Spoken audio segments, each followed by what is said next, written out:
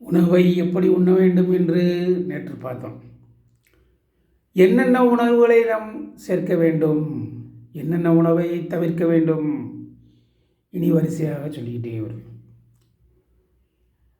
எல்லாவித பருப்பு வகைகளும் நாம் உணவிலிருந்து தள்ள வேண்டும். துவரம்பருப்பு, பாசிப்பருப்பு, முந்திரி பருப்பு, உளுந்தம்பருப்பு, இப்படி எல்லா பருப்பையும் சாப்பிடக்கூடாது. ஆனால் அதற்கு பதில் பயிர்களை சாப்பிடலாம். உளுந்தம்பயிறு, தட்டாம்பயிறு, சுண்டல், மொச்சப்பயிறு, இதில் குழம்பு செய்து சாப்பிடலாம். அந்த காலத்தில் எல்லாம் நம்ம பாட்டி மாதிரிலாம் என்ன ஏதாவது ஒரு பயிரை போட்டு குழம்பு வைப்பாங்க. சாம்பார் இதெல்லாம் இப்போ தானே வந்தது. சாம்பார் பருப்பை போட்டு இது பண்ணுறோம். அந்த பருப்புகள் நிறைய சேர்க்க சேர்க்க உடம்புல கழிவு சேர்ந்து முட்டு வலி, கால் வலி இதெல்லாம் வரும்.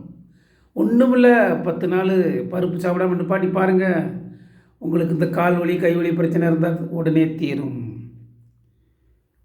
அதனால் பருப்பு வகைகளை தவிர்த்து பயறு சாப்பிட வேண்டும். மேலும் இன்னும் எத்தனையோ உணவுகளை நாம் தவிர்க்க வேண்டியுள்ளது, எத்தனையோ உணவுகளை சேர்க்க வேண்டியது உள்ளது. அதுபடி நம்ம வாழ்ந்தால் நீண்ட ஆயுளுடன் வாழலாம். கண்ட உணவை கண்ட நேரத்தில் சாப்பிடுவது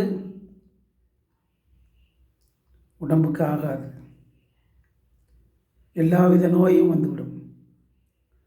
ஆக நோய் இல்லாமல் இருப்பதற்கு உணவு முறையை நாம் தேர்ந்தெடுக்க வேண்டும்.